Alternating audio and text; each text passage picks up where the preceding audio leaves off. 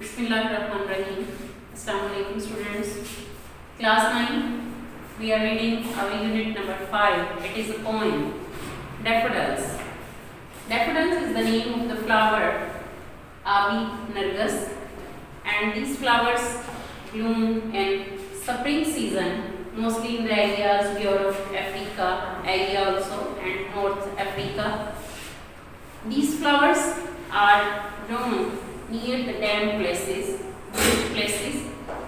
मट्टू गीली जगहों पर जहाँ पर पानी मुसलसल खड़ा रहता है उन प्लेसेस में और पानी में ये फ्लावर जो है उगते हैं. And this poem has been written by the poet, a very famous poet, William Wordsworth.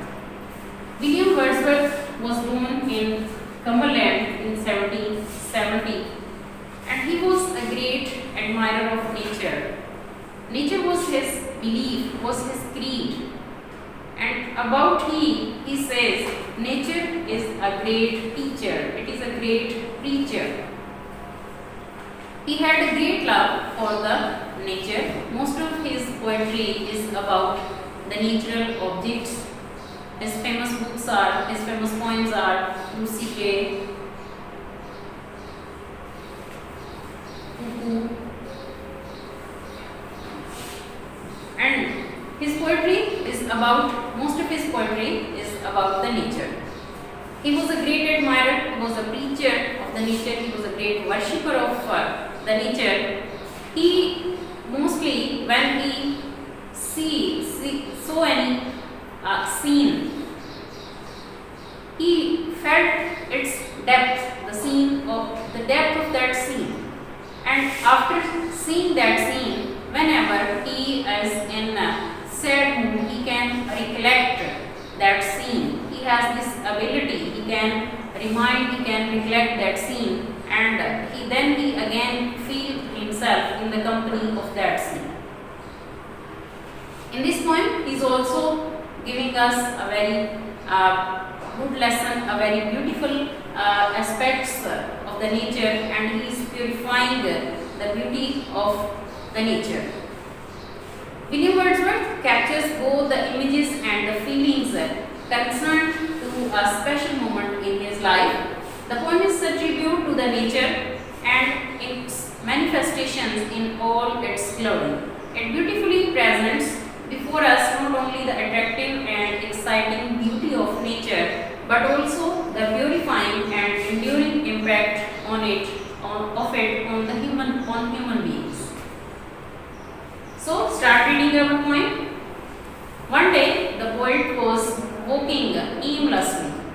He went on a walk in the vales and the mountains and the hills, and whenever he saw some daffodils grown near the lake, they were just flowers. If we common people see those flowers, we just see they are very beautiful flowers. But the poets have the emotion, they have the deep emotions and inspirations for the natural objects and for the things that are inspired them. So, when he saw that scene of the daffodils, he was very much inspired by that scene. He had very much inspiration for that scene.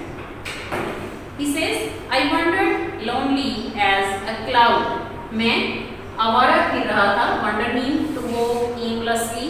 आवारा फिरना, घूमना फिरना, बगैर किसी मकसद के फिरना. Lonely, तन्हा as a cloud, एक बादल की तरह. That floats on high over the vales and hills. जो कि तैरता है. Float means तैरना. Sail over on high over vales. Vales वादियाँ. वो वादी जो कि बहुत ज़्यादा सरसब्ज़ो शादाब होती है, उसे हम वेल कहते हैं. वैली भी वादी है, लेकिन वैली एक आम वादी और वेल वो वादी जो ज़्यादा सरसब्ज़ो शादाब होती है एंड हिल्स और पहाड़ियों के दरमियान. When all at once I saw a crowd, जब all at once अचानक I saw मैंने देखा a crowd एक हजूम, एक झुंड, a host of the golden daffodils.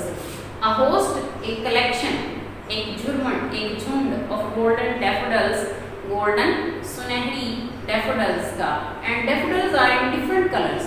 The daffodils which he saw at that place, William Wordsworth saw at that place, they were golden in color. Beside the lake, झील के साथ, beneath the trees, दरख्तों के नीचे, beneath नीचे, under, fluttering, खड़खड़ा रहे थे. Daffodils were moving in the air, they were nodding their heads in the air, and dancing in the breeze, और नाच रहे थे, झूम रहे थे, in the breeze, हवा में, ठंडी हवा, breeze. Wordsworth is saying, one day he was walking aimlessly, one day he was just visiting and walking in the valleys and the hills. He went there only for a walk to refresh himself. When suddenly he saw a large collection, he saw a crowd of the golden daffodils. They were large in number, they were very much, they were a great in number, and they were growing beside the lake. झील के साथ वो दरख्तों के नीचे उगे हुए थे. they were moving and they were fluttering. अगर हम आम लोग इन फूलों को देखते हैं तो हमारे लिए वो सिर्फ एक खूबसूरत मंजर है. we just see them and forget about them.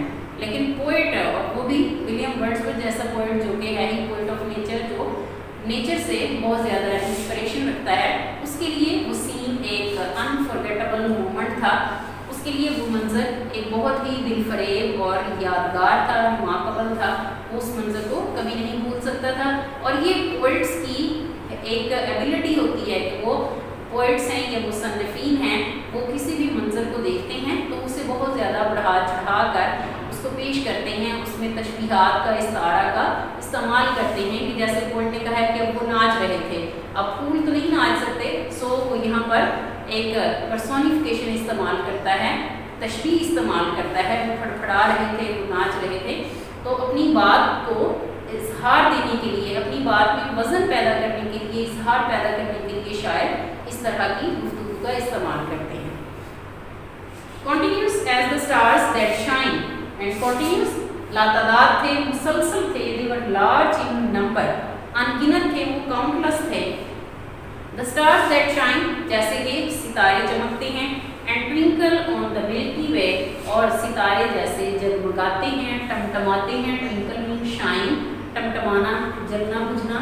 in the Milky Way, Kahkashan पर, आसमान पर. they stretched in never ending line, और वो ना खत्म होने वाली लाइन में फैले हुए थे.